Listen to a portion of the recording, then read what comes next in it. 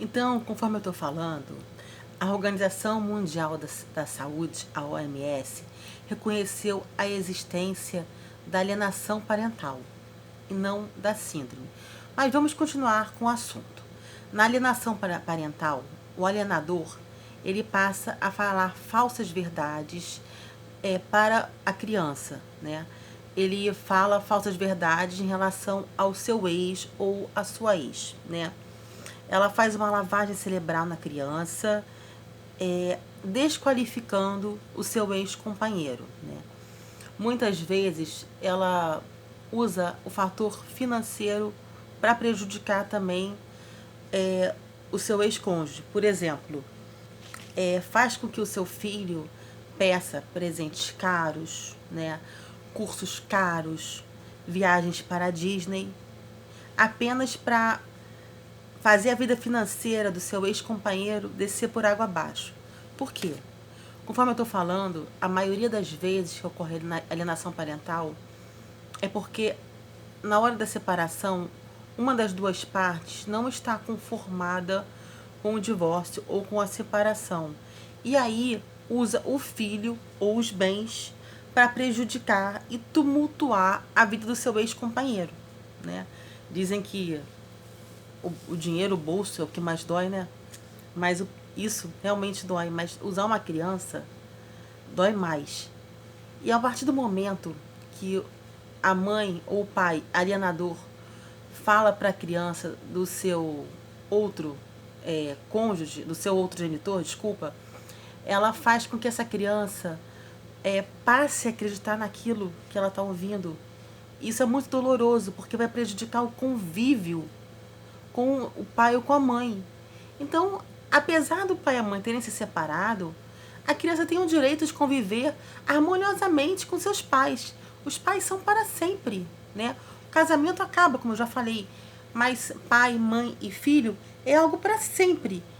E a partir do momento que a mãe, por exemplo, pratica alienação parental, falando mal do pai, e a criança passa a acreditar naquilo, muitas vezes a própria criança vai fazer alienação parental. Vai falar, meu pai é ruim. Meu pai tá com outra esposa. Meu pai tá esperando um neném de uma outra mulher. Meu pai vai me dar um irmãozinho. A criança passa a acreditar naquilo e passa a praticar também alienação parental. Entendeu? Então a criança de um polo passivo, ela vira o polo ativo através daquilo que ela ouviu erroneamente da sua mãe. Tô falando mãe por quê? Vamos lá. No passado, a guarda, sempre no divórcio ou numa separação, a guarda era unilateral, ou seja, ela era dada apenas para um dos cônjuges. E normalmente essa guarda era dada para a mãe, né? Era uma tradição, mãe cuida da criança. Os tempos mudaram, a mulher evoluiu, né? A sociedade deixou de ser uma sociedade patriarcal. E atualmente, a maioria das varas de família costumam fazer a guarda compartilhada. Como é isso, Dani? Como é isso, gente? A Dani vai explicar. A guarda compartilhada é assim. Por exemplo, pai e mãe têm os mesmos direitos, deveres e obrigações para com a criança. Por exemplo, se a criança vai trocar de escola, tem que ser em mútuo acordo. Se a criança vai passar o fim de semana na casa da amiguinha ou dormir fora, ambos os pais têm que conversar e dialogar sobre isso. Compartilhada. Ambos, juntos, pai e mãe, precisam juntos decidir sobre a vida dos filhos. Essa guarda compartilhada é muito boa porque ela dificulta, né, a ocorrência da alienação parental. Por quê? Quando a guarda era unilateral, por exemplo, ficava só com a mãe ficava mais tempo com a criança. E aí, muitas vezes, ela se sentia sozinha, né? Solitária, e usava aquela criança não só para suprir seus sentimentos de rejeição, de tristeza, como também para falar mal do seu ex-companheiro que a largou. Mas muitas vezes largou porque o amor acabou, porque não tinha mais sexo, ou porque pode realmente ter arrumado outra pessoa, ou foi a própria mulher que deu causa. Isso não importa. casamentos acabam, né? E não é isso que a gente está falando no momento. O fato é que o casamento acabou, pai e mãe continuam sendo pai e mãe da criança. Eles têm uma guarda compartilhada atualmente. No passado, a guarda, quando era unilateral, a mãe que ficava com a criança falava para a criança mal desse pai.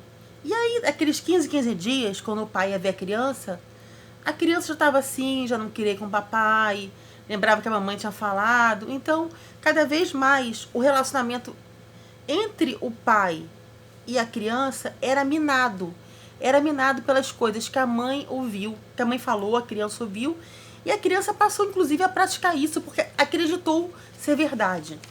Agora, uma coisa não muito triste que existe, não só na alienação parental, uma forma grave de alienação parental é quando, por exemplo, a mãe acusa o pai de um crime, por exemplo, ou de um abuso.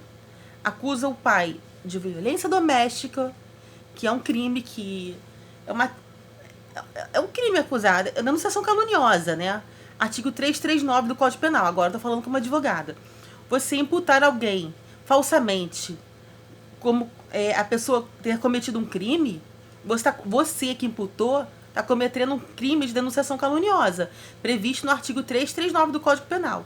Então vamos lá. A mãe, alienadora, fala que o pai praticou abuso sexual no filho ou violência doméstica. Gente, isso é uma coisa muito grave. Muito grave. Muito, muito grave. Além de ser uma mentira, é um crime de denunciação caluniosa. Então, muitas vezes ocorre alienação parental aí, tá? Por exemplo, a mãe inventa que o pai praticou violência doméstica ou violência doméstica, né, que bater na criança, né? Violência psicológica, violência física, vários tipos de violência doméstica. Eu vou falar isso no próximo programa. Violência doméstica e abuso sexual para justamente afastar a criança do convívio com o pai. Gente, isso é uma atrocidade. É uma atrocidade. E assim, vamos lá. Na alienação parental, sempre o que se disputa é a criança. Mamãe te ama mais que o papai. Mamãe tá aqui sempre com você, né? Nas varas de família e nos consultórios de psicologia, o termo alienação parental é algo muito, muito, muito escutado. Porque é uma coisa muito presente nos dias de hoje. A mãe, eu falo sempre a mãe, vamos lá. Quem pode ser um alienador? Pai, mãe, avô, avó, tio, irmão mais velho, vizinho. Qualquer pessoa que esteja na convivência da criança, né? E que possa minar a relação da criança com um dos genitores, né? Com um de seus pais. Ou pai ou a mãe. Eu falo a mãe porque normalmente a mãe pratica muito alienação parental, tá? Não vou falar aqui mais que o pai. Eu vou falar que isso acontecia por quê? Porque, por causa, como eu já falei, na guarda unilateral. A guarda era dada antigamente só para a mãe e agora é compartilhada. Acho que vocês entenderam. Na guarda compartilhada, há uma dificuldade maior em praticar alienação parental. Na guarda unilateral, quando a criança ficava com a mãe tinha mais espaço, liberdade e tempo perto da criança, e a mãe praticava de uma maneira mais fácil a alienação parental, falando mal do outro cônjuge, seu ex-marido, que era o pai. Só para dar um exemplo, para não ficar confuso para vocês, estou colocando a mãe como alienadora, tá? Mas a alienação parental pode ser cometida por qualquer pessoa. Pai, mãe, avô, avó, tio, primo, vizinho, cuidadora, babá. Qualquer pessoa do convívio da criança mais velha e que fala mal de um dos genitores da criança, tá? Quando se faz alienação parental, quem sofre mais não é o cônjuge que está sendo repelido da vida da criança, é a própria criança, é o filho. Porque ele passa a ter uma imagem errônea do seu pai, no caso. Isso gera sequelas para a vida inteira. E isso causa traumas que às vezes nem o psicólogo consegue sanar. Isso vai ter uma repercussão, posso dizer, para sempre.